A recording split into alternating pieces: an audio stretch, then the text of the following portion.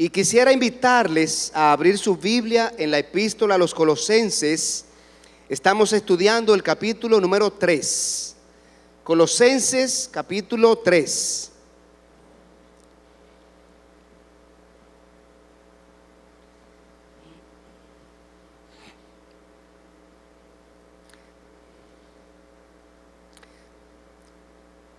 Colosenses capítulo 3. Como sabemos, hermanos, el corazón físico, el corazón como órgano principal del sistema circulatorio, es lo primero que se forma en el feto humano cuando se produce un embarazo. Cuando se produce un embarazo, lo primero es que se forma ese feto. Y nos enseña la medicina que el corazón es lo primero que se forma.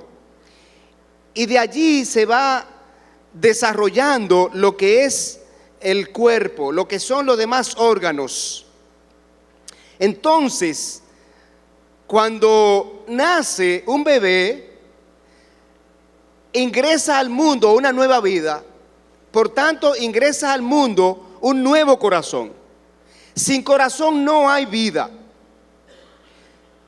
Sin corazón no hay vida. No existe vida sin un corazón. Eso es una realidad. Una vida nueva necesita un nuevo corazón. Y así también sucede con los creyentes. Los creyentes, en términos espirituales, recibimos un nuevo corazón cuando nacemos de nuevo espiritualmente.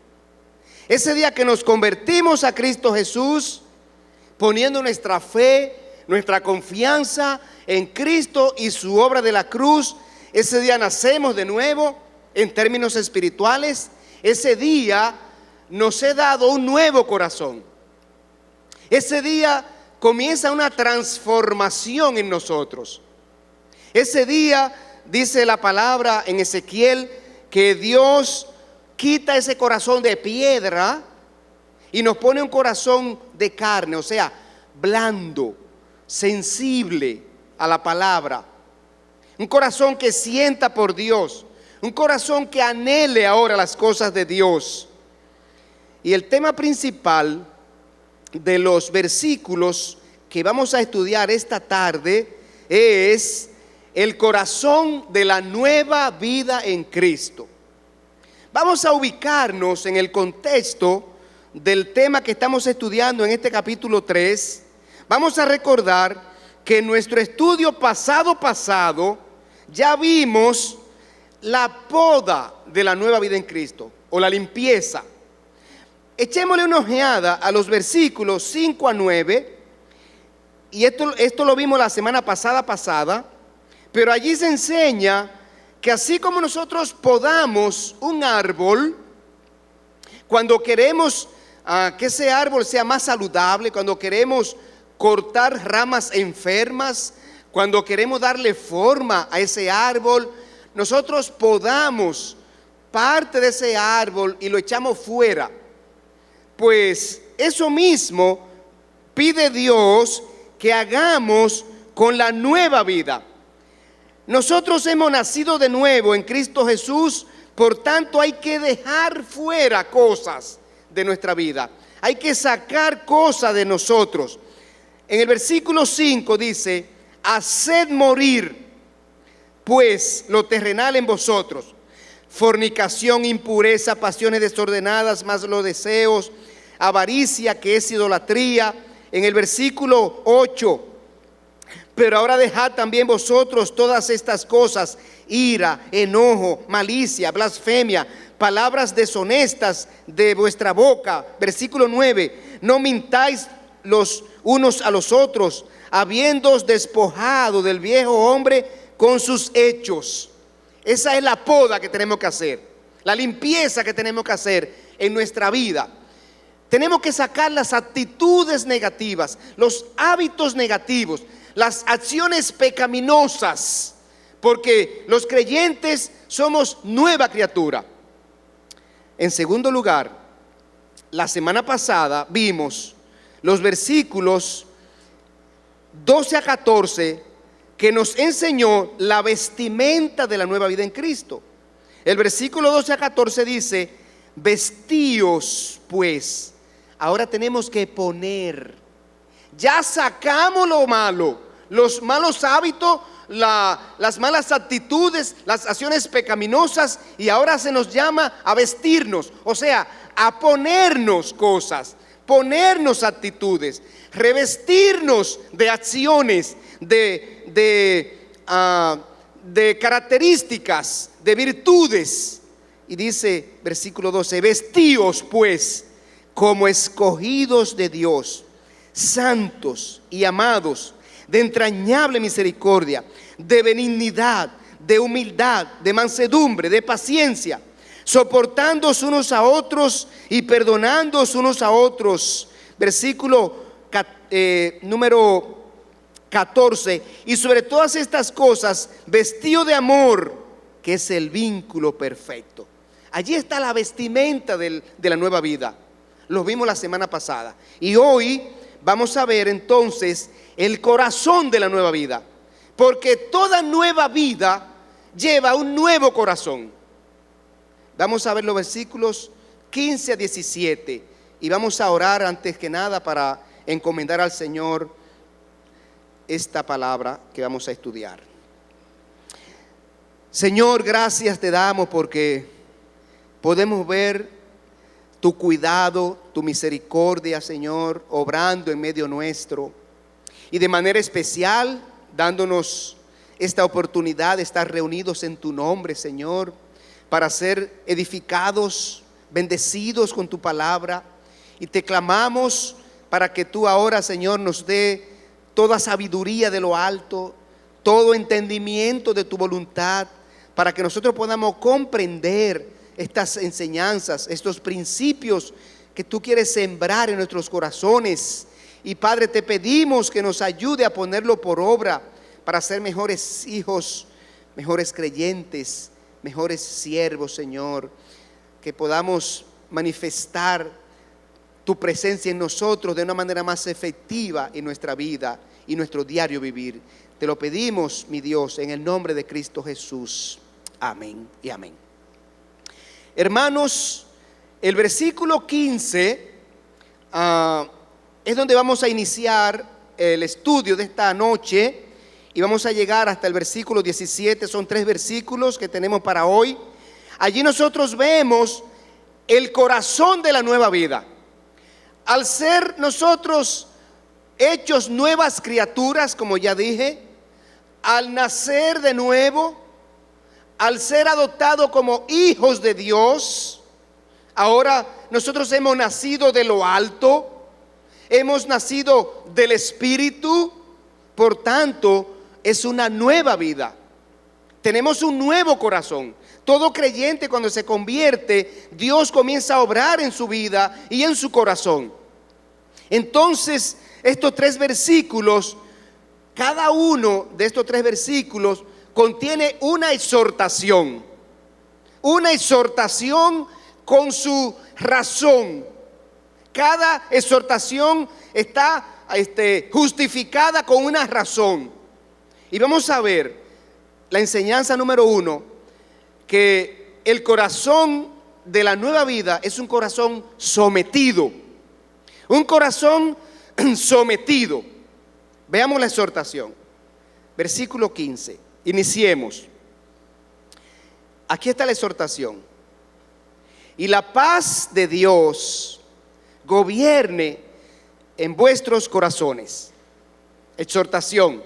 Que la paz de Dios gobierne en nuestros corazones. Nuestro corazón, hablando ahora en términos espirituales, es el centro de nuestra voluntad. El corazón es el centro de nuestra voluntad, el centro de nuestros sentimientos, impulsos, emociones.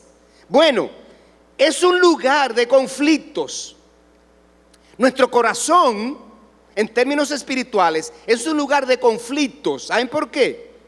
Porque allí batallan nuestro hombre espiritual y nuestro hombre carnal.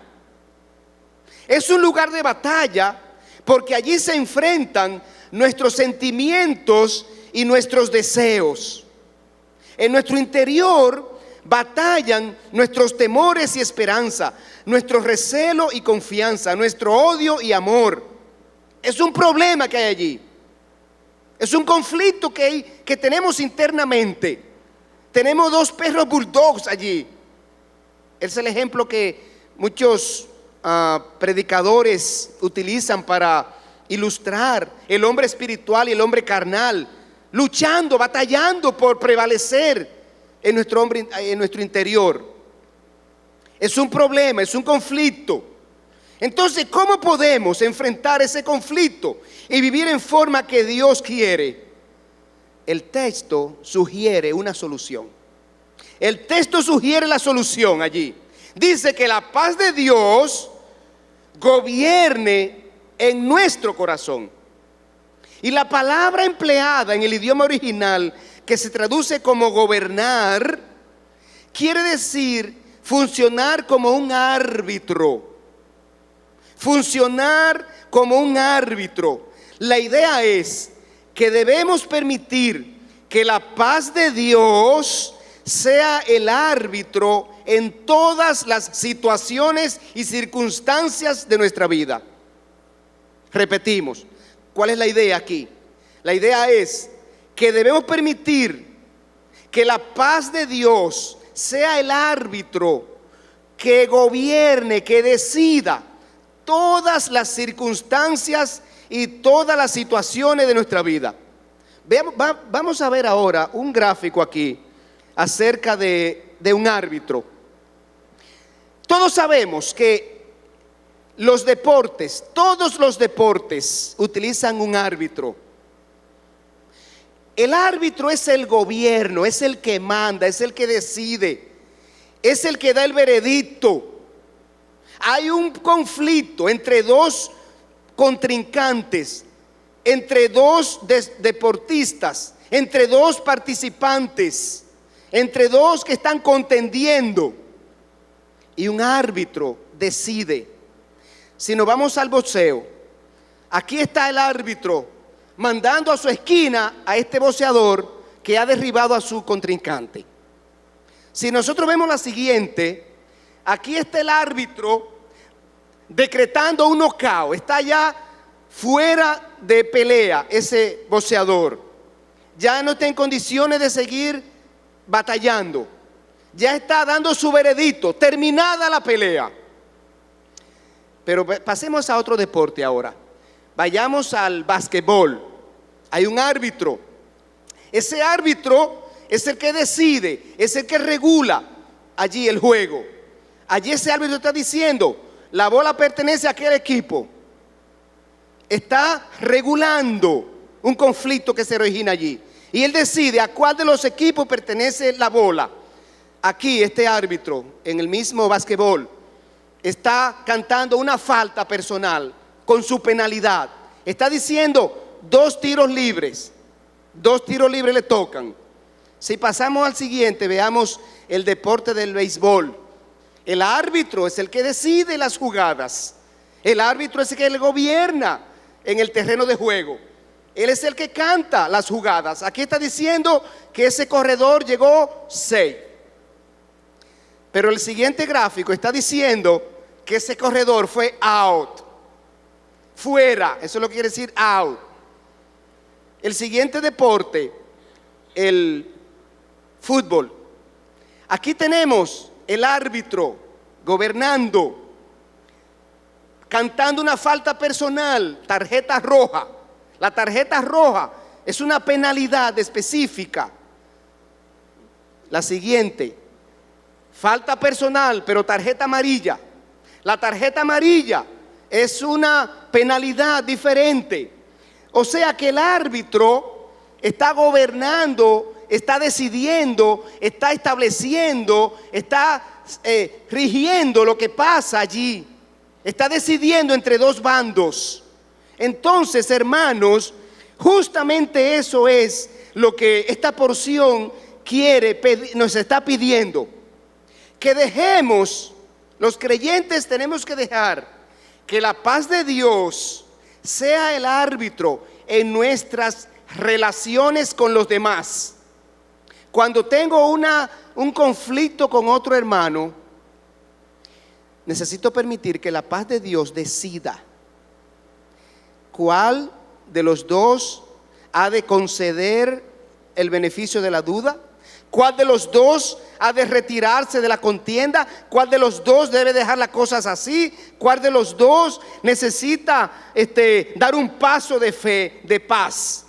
Asimismo, la paz de Dios debe ser el árbitro que decide los conflictos entre los sentimientos que batallan dentro de nosotros. Cuando se enfrentan mis sentimientos de odio y amor, de recelo y esperanza, yo necesito decidir aquello por lo cual mi alma va a estar en paz con Dios.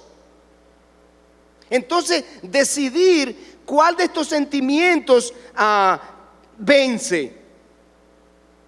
Necesitamos decidir cada situación de nuestra vida en base a la paz de Dios. Necesitamos vivir en paz con Dios, en la paz de Dios. De modo que cada cosa en nuestra vida, cada paso que damos, cada conflicto que tenemos con terceros, cada conflicto que tenemos con nosotros mismos en nuestro interior, acudamos a la paz de Dios, que ella gobierne. Ahora bien, una persona puede experimentar la paz de Dios solamente cuando se convierte a Jesucristo. Solamente convertido a Jesucristo, una persona puede experimentar la verdadera paz. En Juan 14:27, nosotros vemos que solo Jesucristo es el que puede ofrecer la verdadera paz que necesita el hombre. Este versículo de Juan 14:27 dice, el Señor Jesucristo dice estas palabras: la paz os dejo, mi paz os doy. Yo no os la doy como el mundo la da. No se turbe vuestro corazón ni tenga miedo. La paz del mundo no es la verdadera paz. La paz que el mundo ofrece está basada en cosas materiales, en cosas filosóficas. Está basada en teorías, en humanismo. La paz que da Dios es la paz que nos reconcilia con Él. Ahora bien, ¿por qué se está dando como exhortación? La paz de Dios gobierne en vuestros corazones. ¿Por qué se está dando como una orden, como un mandato? Porque es una decisión. Cada persona, cada creyente no experimenta automáticamente la paz de Dios. La paz de Dios no es automática. Tiene requisitos. Hay requisitos para vivir la paz de Dios. Y veamos así rápidamente 3 requisitos que enseña la palabra de Dios en Juan 16:33. Juan 16:33. Identifiquemos allí el requisito que pone las escrituras para recibir la paz de Dios, para estar en la paz de Dios. Dice: estas cosas os he hablado para que en mí tengáis paz. En el mundo tendréis aflicción, pero confiad, yo he vencido al mundo. ¿Cuál es el requisito que se pide allí? ¿Cuál es? Confianza. Confianza. Hasta que no confiemos en Dios, hasta que no confiemos en Cristo, no vamos a poder recibir la paz que Él nos da. Pero en Isaías 26:3 dice: tú guardarás en completa paz a aquel cuyo pensamiento en ti persevera. ¿Cuál es el requisito que se establece allí para recibir la paz de Dios? Perseverancia. Perseverancia. Hemos de perseverar, hemos de esperar confiados, hemos de esperar allí que Dios obre, hemos de esperar que Dios muestre su voluntad, hemos de esperar el cuidado de Dios, hemos de esperar la dirección de Dios, hemos de esperar con perseverancia. Y en Isaías 48, 18, oiga este que interesante. Tercero de los requisitos que vamos a mencionar en esta noche. Dice así este versículo: oh, si hubieras atendido a mis mandamientos, fuera entonces tu paz como un río y tu justicia como las ondas del mar. ¿Cuál es el requisito que se enseña aquí? Obediencia. Obediencia. Oh, si hubieras atendido a mis mandamientos. Si estamos en desobediencia de la palabra de Dios, usted no puede esperar experimentar la paz de Dios. Usted está desobedeciendo la palabra de Dios. Usted está fuera de los mandatos de Dios. Sigamos adelante. En el versículo 15, veamos ahora la razón para esta petición. ¿Por qué se nos pide que la paz de Dios gobierne nuestros corazones? Vamos a completar el versículo y veamos una razón. Dice así: y la paz de Dios gobierne en vuestros corazones, a la que asimismo fuisteis llamados en un solo cuerpo. La razón aquí se enseña muy claramente. La razón para los creyentes permitir que la paz de Dios gobierne nuestro corazón es porque nosotros hemos sido llamados a la paz de Dios. En la paz de Dios fuimos llamados a ser parte de un solo cuerpo, que es la iglesia. Y los creyentes necesitamos vivir y actuar como actúa un cuerpo. Tal cual actúa un cuerpo humano, así hemos de vivir y actuar los creyentes en la iglesia. Debemos permitir que la paz de Dios sea el árbitro de nuestras relaciones a fin de mantener la perfecta armonía. Armonía, esa es la palabra clave. La iglesia tiene que estar en armonía. Tenemos que armonizarnos unos con otros. Necesitamos estar unidos en un mismo sentir. Estamos unidos con un mismo espíritu. Seguimos a un mismo Señor. Adoramos a un mismo Dios. Fuimos bautizados con el mismo bautizo en Cristo Jesús, en la Santísima Trinidad. Entonces hemos de tener un mismo sentir, un mismo espíritu. Necesitamos tener las mismas metas: alcanzar el mundo para Cristo, edificar a los creyentes. Así que allí está la razón.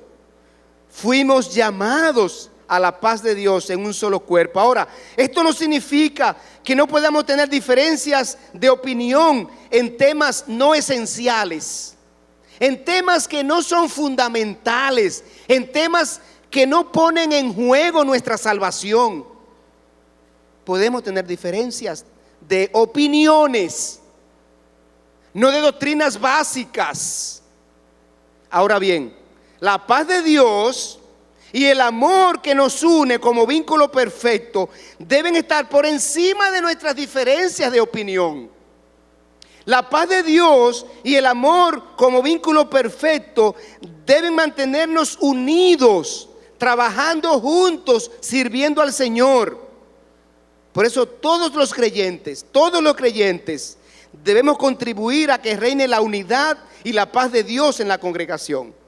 El versículo 3 termina diciendo ahora la actitud con que nosotros debemos permitir que esa paz gobierne en nuestro corazón. Dice: y sed agradecidos.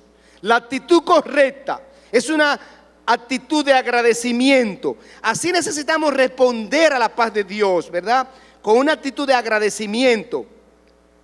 Debemos agradecer siempre a Dios por la paz que ha traído a nuestro corazón. Miren, tener la plena certeza de que somos salvos debe traer paz a nuestro corazón. Tener la certeza de que nosotros somos herederos del cielo debe traer paz a nuestro corazón. Tener la certeza de que somos hijos de Dios por Cristo Jesús debe traer paz a nuestro corazón. Aquí este término en el idioma original implica una acción continuada. Nosotros tenemos que ser agradecidos de manera continua, vivir en permanente agradecimiento es la idea que da el texto original. Y esa es una de las cosas que hace falta en las iglesias de esta época, el agradecimiento a Dios por el amor que ha manifestado al desarrollar el plan de la obra de la cruz para salvarnos. Hay motivos para agradar a Dios. Y necesitamos también ser agradecidos para con los hermanos en Cristo, quienes nos edifican, quienes nos manifiestan amor, quienes nos manifiestan comprensión, quienes nos dan su comunión. Entremos en el versículo 16 ahora y veamos el segundo punto de enseñanza. El corazón de la nueva vida es un corazón enriquecido. Corazón enriquecido. Y aquí está la exhortación en la primera parte del versículo. ¿Cuál es la exhortación que se nos hace ahora? La palabra de Cristo more en abundancia en vosotros. Tenemos los creyentes, los nacidos de nuevo, los que estamos en una nueva vida, tener un corazón enriquecido con la palabra de Dios. Que la palabra de Dios, dice allí, la palabra de Cristo more en abundancia en nosotros. Entonces es indiscutible que es una decisión. Si no fuera una decisión, no se estuviera allí esta porción como un mandato, como una exhortación. El creyente tiene que permitir, tiene que propiciar que la palabra de Cristo o la palabra de Dios more en abundancia en su corazón. Eso no se produce automáticamente cuando nos convertimos a Cristo. Nosotros tenemos que crecer en conocimiento de la palabra.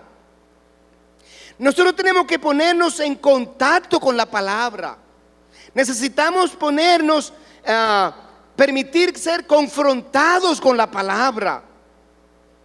No podemos nosotros conformarnos con que la palabra de Dios sencillamente visite nuestro corazón cuando la escucho un día cualquiera, un domingo en la prédica. La palabra que se utiliza allí significa hacer morada, hacer hogar, habitar. Y esa es la palabra. Tenemos que permitir que la palabra de Cristo habite en nuestro corazón, viva en nuestro corazón. Veamos algunas maneras como los creyentes podemos propiciar que la palabra de Dios more en nuestro corazón de manera abundante. Primero, leyéndola constantemente, enfrentándonos a ella constantemente, memorizándola, teniendo contacto y relación con ella.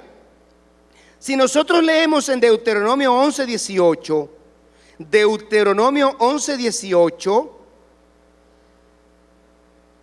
dice así: por tanto, pondréis estas mis palabras en vuestro corazón y en vuestra alma. Y oiga ahora, todos los medios que se nos da para que tengamos una permanente relación con ella, una constante relación con ellas, las ataréis como señal en vuestra mano, serán por frontales entre vuestros ojos, las enseñaréis a vuestros hijos, hablando de ellas cuando te sientes en tu casa, cuando andes por el camino, cuando te acuestes, cuando te levantes, y las escribirás en los postes de tu casa y en tus puertas. Allí está la frecuencia de la relación nuestra con la palabra de Dios. Que la tengamos donde quiera que nosotros frecuentamos, para verla, para leerla, para recordarla, para memorizarla, para que ella nos evalúe. Pero hay una segunda manera de nosotros permitir que la palabra de Dios more en nuestro corazón. ¿Sabe cuál es? Si usted quiere introducir en una vasija una sustancia y esa vasija está llena de otra cosa, ¿qué usted tiene que hacer? Necesita hacer espacio. Usted tiene que sacar parte de lo que tiene esa vasija para que pueda caber lo que usted quiere entrar. Así en nuestro corazón.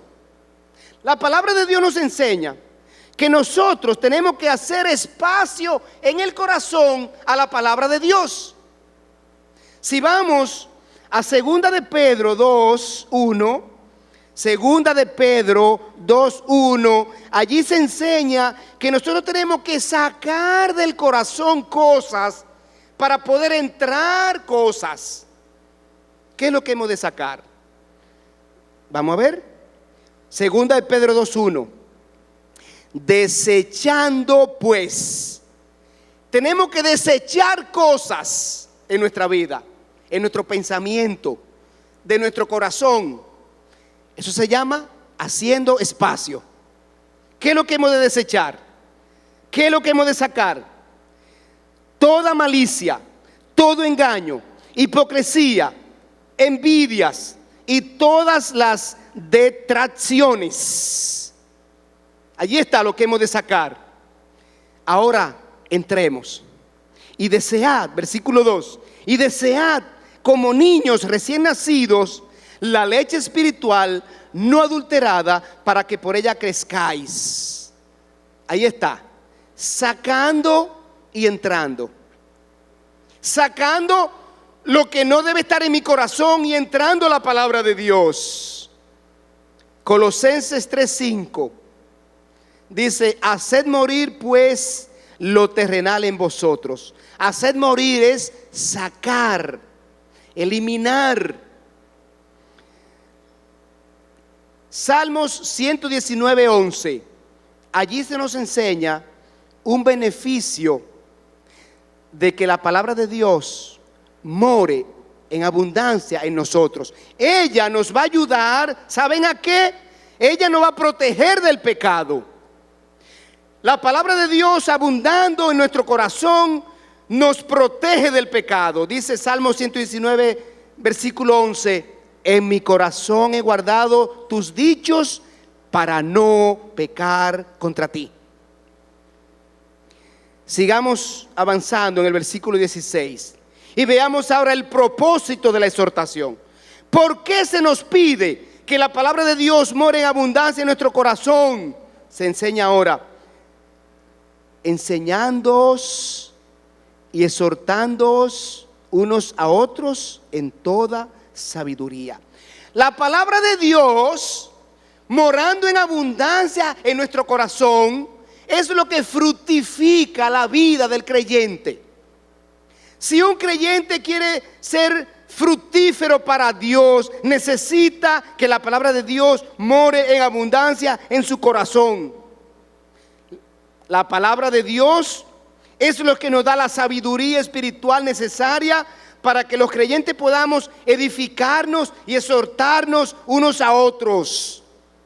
Es obvio que un creyente que no conozca la palabra de Dios, no podrá enseñar, no podrá exhortar, no podrá aconsejar, no podrá edificar a su hermano. Asimismo los padres no podemos instruir a nuestros hijos en la palabra de Dios si no la conocemos y si no la ponemos por obra en nuestras vidas. Por eso Deuteronomio 6:6 y 7 dice: y estas palabras que yo te mando hoy estarán sobre tu corazón y las repetirás a tus hijos. Primero tiene que estar la palabra de Dios sobre tu corazón. Después que la palabra de Dios esté en tu corazón como papá, entonces tú puedes repetírsela a tus hijos. Y dice más: y hablarás de ellas estando en tu casa y andando por el camino y al acostarte y cuando te levantes. Allí está, otra vez, el principio de la perseverancia y la constancia en la educación con la palabra de Dios, en la enseñanza, en la exhortación. El versículo 16 termina con la evidencia. Hay una evidencia que dice si la palabra de Cristo mora o no en el corazón de una persona. ¿Saben cuál es esa evidencia que se enseña aquí? Vamos a leer el versículo 16.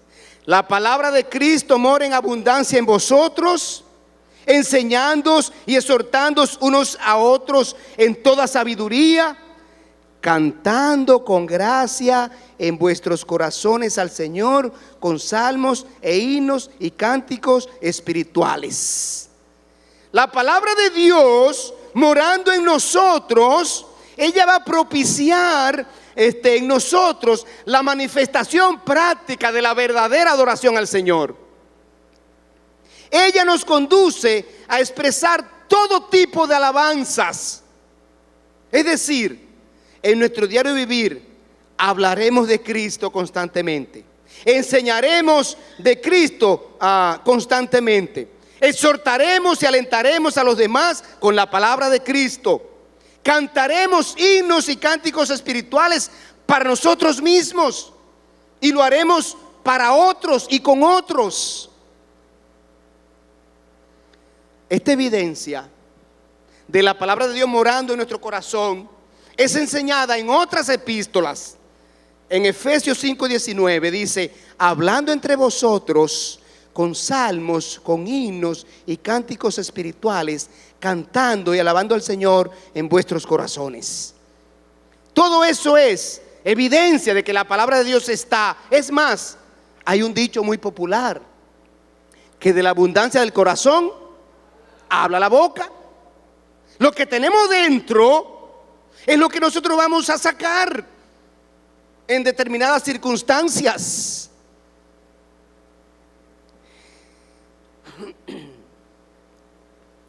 Pasemos al versículo 17.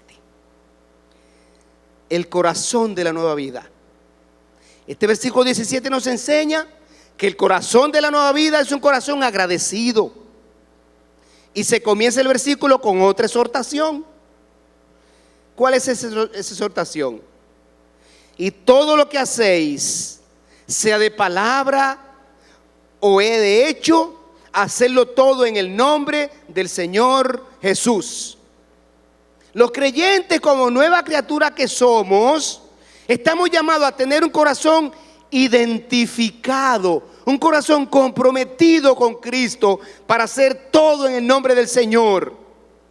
Y al decir en el nombre del Señor, no quiere decir que hay una fórmula, digamos, mágica, o una fórmula continua, una fórmula mecánica, ¿verdad? No, es que nosotros expresemos constantemente con lo que hacemos y con lo que decimos, expresemos nuestra dependencia, nuestro reconocimiento de la autoridad de Dios. Y por eso Santiago 4:13 nos hace una advertencia. Oigan lo que dice aquí este texto. La advertencia que se nos hace para aquellos que queremos ignorar a Dios, para aquellos que queremos mostrarnos como autosuficientes, esos que no queremos tomar en cuenta a Dios en nuestros planes. Oiga la advertencia que se hace aquí.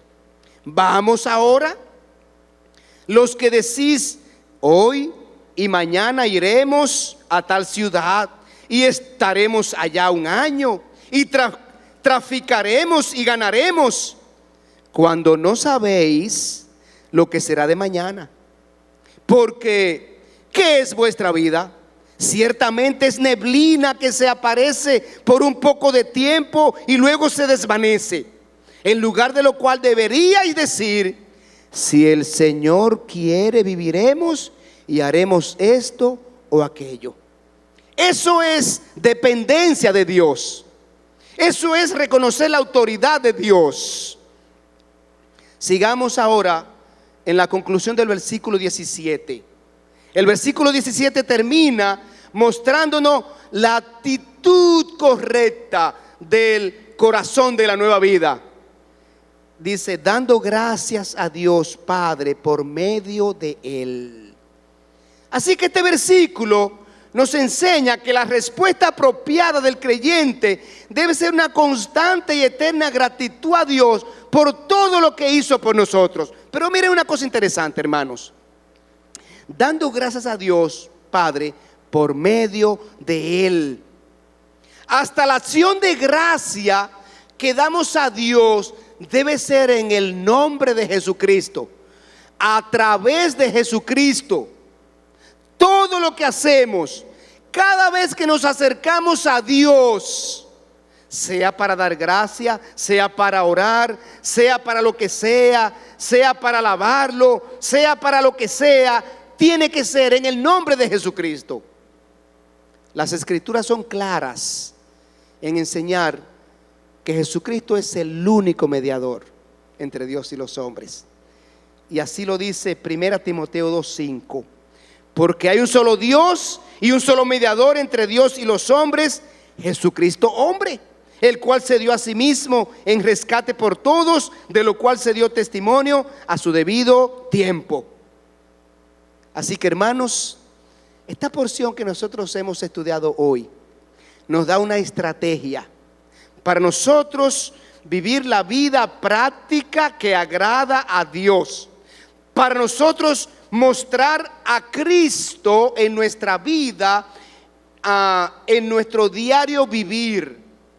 Nos ha dado la siguiente estrategia. 1, permitir que la paz de Cristo gobierne nuestro corazón. 2, llenar nuestro corazón con la palabra de Dios. 3, estar siempre agradecido de Dios. Y 4, vivir en la tierra como representantes de Cristo. 4 principios para llevarnos a nuestros hogares y a nuestro diario vivir. Oremos.